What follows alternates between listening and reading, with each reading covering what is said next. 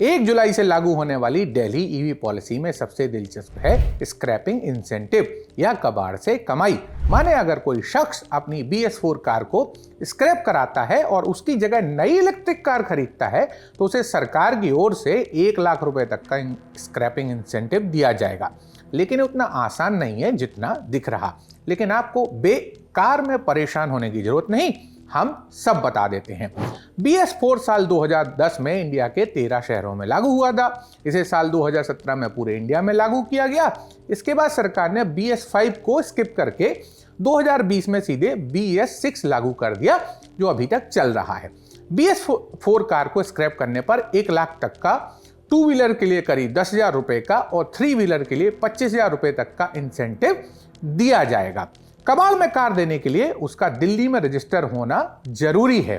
Certificate आप deposit मिलने के बाद यानी कार को कबाड़ में देने के 6 महीने के भीतर आपको नई इलेक्ट्रिक कार खरीदना होगी। नई ईवी की कीमत 30 लाख रुपए एक्स शोरूम से ज्यादा नहीं होनी चाहिए।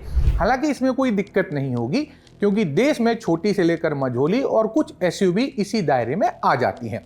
स्क्रैपिंग इंसेंटिव पहली 1 लाख एलिजिबल कारों को ही मिलेगा। इसलिए अगर आपके पास कोई BS4 या उससे भी कोई पुरानी कार बेकार पड़ी है तो नजदीकी आधिकारिक स्क्रैप डीलर के पास चले जाइए। केंद्र सरकार की तरफ से दिल्ली NCR में 13 registration vehicle scrapping service RVSF unit वाहनों को स्क्रैप कर रही है। इसके लिए आपको सड़क परिवहन और हाईवे की वेबसाइट पर जाना होगा। वहां वाहन स्क्रैप करवाने के लिए बुकिंग कर सकते हैं। वेबसाइट पर अपनी व्हीकल की फोटो भेजकर भी आप उसके रेट का अंदाजा ले सकते हैं। इसके बाद डीलर आपके घर से गाड़ी ले जाएगा। फिर जिस भी सेंटर पर आपका वाहन स्क्रैप होगा वहां से आपको डिपॉजिट सर्टिफिकेट मिल जाएगा। हैप्पी सफरिंग, उर्दू वाला, अंग्रेजी वाला नहीं।